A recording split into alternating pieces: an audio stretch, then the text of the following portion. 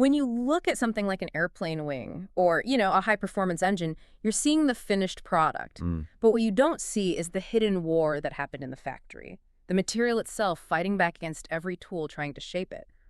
Welcome to the deep dive. Today, our mission is to really peel back those layers of advanced manufacturing.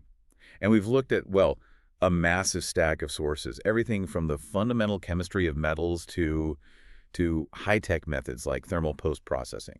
And the economics of it all. And the complex economics that decide if a part is even worth making in the first place. So we're not just summarizing technical specs today. We're trying to distill the core conflicts that every single engineer faces. We want you to walk away understanding this. How does a material's inherent fixed nature, like does it rust? How does it handle heat? How much can it stretch before it snaps? How does that fundamentally dictate the best, most efficient, and ultimately the cheapest way to produce that component? Let's dive right into the metallurgy. You really have to start with the periodic table. I mean, the foundational distinction is all about iron content. Yeah. If your material has a high percentage of iron, you're dealing with a ferrous metal. And that iron gives you a whole package deal of characteristics, doesn't it? It does. You get high strength, high durability, and it's magnetic, which is often a critical application feature. But the big drawback is always corrosion. Rust, yeah. That tendency to rust. Precisely. And ferrous metals, I mean, they're the backbone of construction, of heavy industry. We're talking about carbon steel, which is, often more 90% iron. And stainless steel. Stainless steel. They add chromium for corrosion resistance, but it still has that iron backbone. And then you have cast iron, incredibly strong, but that high carbon content makes it pretty brittle. You mentioned the magnetic treat. That's key, isn't it? It's not just some piece of trivia. Oh, no. It's a functional requirement that can exclude huge swaths of materials right from the start. It absolutely is. I mean, imagine you're designing a precise stepper motor. Okay, like in a 3D printer or a robot. Exactly. The rotor inside that motor has to be pulled sequentially by magnetic fields to get that step-by-step motion. So for that to even work, the rotor must be made of a magnetic ferrous alloy, like silicon steel. So if an engineer mistakenly specifies a non-ferrous metal, The magnetic attraction fails. The motor simply won't turn. It's a foundational constraint. which brings us to the other side of the fence. Huh? The non-ferrous metals. Right. These are the lightweight champions, the anti-rust contingent. Non-ferrous materials either lack iron entirely or have only trace amounts. So they're non-magnetic, highly corrosion resistant, and generally much more malleable. Something aluminum. Aluminum for aerospace, yeah, because of its amazing strength-to-weight ratio. Or copper, which is essential for anything that needs high electrical conductivity. Like wiring or heat sinks. Exactly. And nickel shows up where you need extreme durability in really high-temperature environments, like certain parts of a gas turbine. So the material choice dictates performance, whether it carries a current or attracts a magnet. But now we have to get into how that choice dictates the actual factory process. Right. Once we know the chemistry, we have to talk about what the material allows us to do. And that leads us straight into the core manufacturing conflict. Can we form it, or do we have to cut it? And this all comes down to a property called ductility, It's all about ductility. which is essentially the metal's willingness to stretch or bend or deform permanently before it finally breaks. Like pulling taffy, that's a great analogy. Yeah. High ductility is, well, it's absolutely non-negotiable for forming operations. If you're forging a connecting rod, rolling sheet metal, extruding a profile, Or drawing a wire. or drawing wire, the material has to handle significant plastic deformation. You need that material to be resilient enough to stretch, say, 10 to 20% without developing microcracks during the operation. Okay, that makes perfect sense for forming. But here is the great paradox, and this is where the sources got really insightful. That very resilience that makes a metal great for shaping is often what makes it terrible to machine. Exactly. Machining so, drilling, milling, turning, it's a subtractive process. We want to remove material in chips. And to do that efficiently, we're relying on the material failing. Failing, you want it to fail. You want it to fail in a very controlled way, through localized fracture or shearing right at the cutting edge. So low ductility can actually be a huge advantage for cutting. A massive advantage, because it promotes fantastic chip breakability. The material separates easily, the chips come off short and manageable.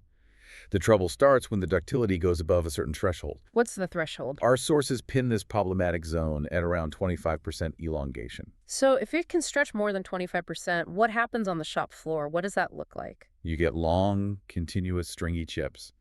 Think of peeling the potato, but the peel never breaks off. Oh, wow. These chips tangle around the tool, they wrap around the workpiece, they consume huge amounts of energy, and they can scratch the part's surface. You lose all chip control.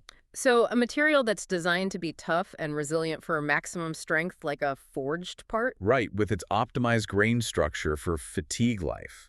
is simultaneously guaranteeing misery for the precision machinist who has to refine that part later. It's the foundational trade-off. Forging delivers those amazing mechanical properties, which require high ductility. But that structural benefit comes with the guaranteed consequence of difficult, slow, and expensive machining down the line.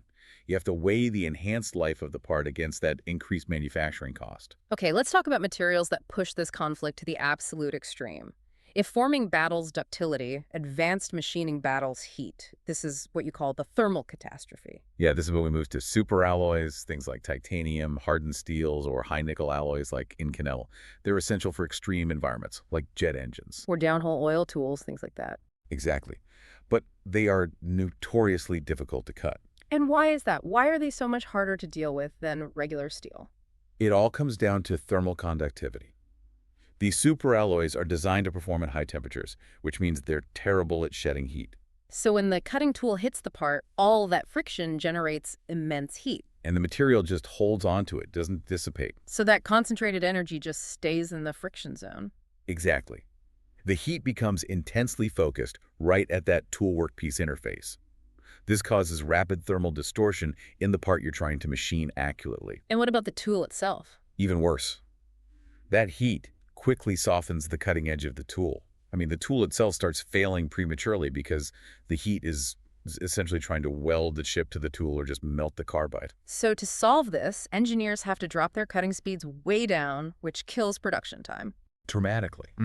And they have to invest heavily in specialized tools-coated ceramics and carbides just to survive those temperatures. It adds immense complexity and cost. It raises the barrier to entry significantly. Now, if superalloys are fighting heat retention, let's pivot to the opposite problem. The delicate dance of machining engineered plastics. Right. Here, you aren't worried about softening the tool. You're worried about melting or warping the entire workpiece. High-performance polymers, like PEEK, which is super popular for its thermal stability, or Delrin, which gives you excellent rigidity. They're lightweight wonders, but they have inherently low thermal conductivity and very low melting points compared to metal. So the friction from the cutting process has to be managed, meticulously. Absolutely. Heat buildup can instantly cause warping, distortion, or just outright melting. And crucially, you can't just blast it with traditional oil-based coolants. Why not? Because some polymers, especially thermosets used in circuit boards like FR4, can react chemically with the oils. So what's the solution for cooling plastics safely? It's sophisticated cooling that avoids that chemical interaction. So you're talking strong air jets, CO2 cooling systems that flash freeze the friction zone, or very careful use of water-based coolants. But the fun doesn't stop there. No. Plastics also introduce static electricity. Oh, that sounds like a nightmare for precision work. It is. Static electricity causes the chips, those little curls of plastic you're trying to remove, to cling to everything. The workpiece, the machine surfaces. I'm just picturing a tiny, chaotic mess of plastic stuck everywhere. It can be.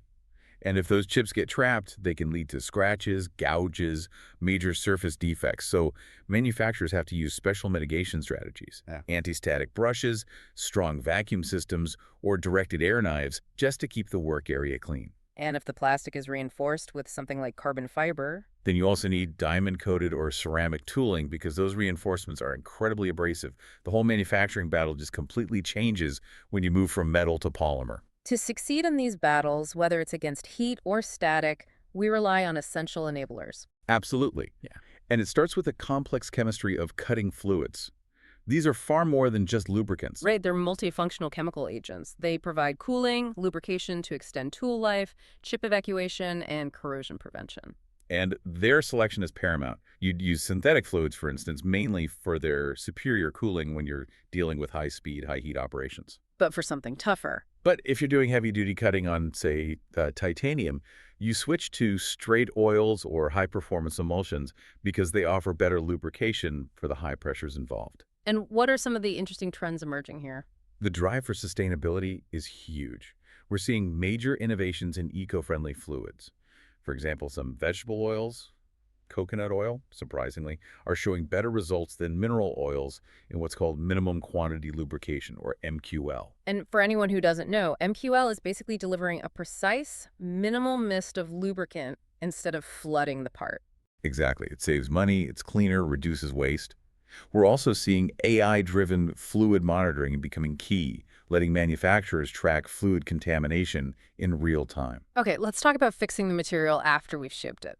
This seems particularly vital for parts made by additive layer manufacturing 3D printed metal. Yes, because those parts inherently have internal defects. Like what? They often have internal voids or microporosity. If you skip post-processing on, say, an aerospace ALM component, you essentially built a structural time bomb. So you use something like hot isostatic pressing or HIP. What is that actually doing? Think of it as a hyper-intense industrial pressure cooker. The part goes in a chamber, and you apply heat and a massive uniform pressure, usually with argon gas from all directions. And that combination of heat and pressure? It causes the material to undergo plastic deformation and creep. That mechanism literally crushes and closes every internal bubble and void. You could often get to 100% porosity reduction. You're eliminating hidden weaknesses before they can become catastrophic failures. Precisely. It drastically improves fatigue resistance. And then you have a surface technique, shot peening, SP. This one sounds a little rougher. It's a mechanical impact process. Tiny, high-velocity ceramic or metallic balls are blasted at the surface. It doesn't remove material. Instead, it intentionally deforms the top layer. And why is that compressive stress a good thing? It's the ultimate defense against microcracks. Fatigue failure usually starts when a tiny crack forms on the surface.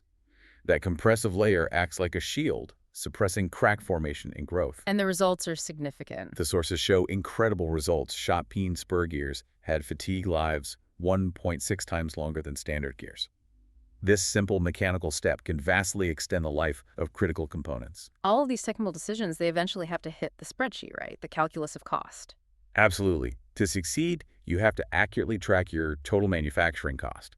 That's your direct materials, plus direct labor, plus manufacturing overhead. Direct materials and labor seem pretty straightforward.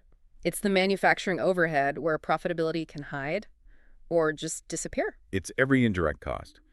Factory rent, utilities, equipment depreciation, cleaning supplies, supervisors, quality control staff. It's the ghost cost that can sink a company. Oh, so? Well, imagine your factory rent is a fixed cost. It hasn't changed, but one of your key machines breaks down for 2 days. Suddenly, the total number of parts you produce that month drops sharply. Right. If you don't bake that potential downtime into your overhead model, the true cost per unit has secretly soared and your pricing is all wrong. So looking ahead, these economic pressures are driving massive material changes, forcing us to abandon metals entirely in some sectors. We're talking about advanced composite materials like carbon fiber reinforced polymers, or CFRPs. They're rapidly replacing metal parts, especially in aerospace, because of that superior strength-to-weight ratio. Less weight means huge fuel savings. Huge fuel savings and performance gains. But shaping those composites presents totally new challenges that have nothing to do with ductility or magnetism. What's the main problem? The primary challenge is forming complex, curved shapes accurately, without getting defects like wrinkles in the carbon plies. That just destroys the structural integrity. Older methods were slow, often needing long heat-up and cool-down phases. So innovation has to focus on speed and precision. It is. Prototypes for automated high-speed forming equipment are being developed now that can form wrinkle-free plies much faster, removing that thermal cycle bottleneck entirely. And the drive for efficiency is moving into the digital realm too. You mean getting rid of costly, custom-built physical jigs and fixtures? That's where something called software fixturing steps in. Instead of paying thousands and waiting weeks for a complicated physical fixture to hold a part precisely. It's the software, does it? The software aligns the component digitally, using advanced coordinate rotation and fitting algorithms. This reduces setup time from hours to minutes, eliminates the cost of the physical tool, and crucially, reduces variation from one part to the next. The entire field of manufacturing, as we've kind of explored today, it seems to boil down to a fundamental truth. It's about finding the least disruptive path through a material's inherent resistance. Every single process that follows, from chip control to post-processing, is either enabled or limited by that initial choice of material and stock form, It's a fascinating cycle, though. We spend a lot of time and money on processes like shot peening to generate compressive residual stress. which is beneficial, right? It extends the part's fatigue life. But what stands out most from the research is that the initial cutting process itself, when it's done wrong or too aggressively, can induce detrimental tensile residual stress. The exact opposite of what you want. It's the great undoing. The very act of shaping a high-performance part can actively undermine its structural integrity. It forces us to spend time and money later to fix the damage we just caused. So it raises the ultimate question we want you to mull over. If we have to invest so heavily in sophisticated post-processing just to eliminate the micro damage caused by the shaping process, are we spending more time fixing the problems of manufacturing than we spend designing the part to begin with? It's a key tension in microstructural engineering and fracture mechanics that's going to drive innovation for decades.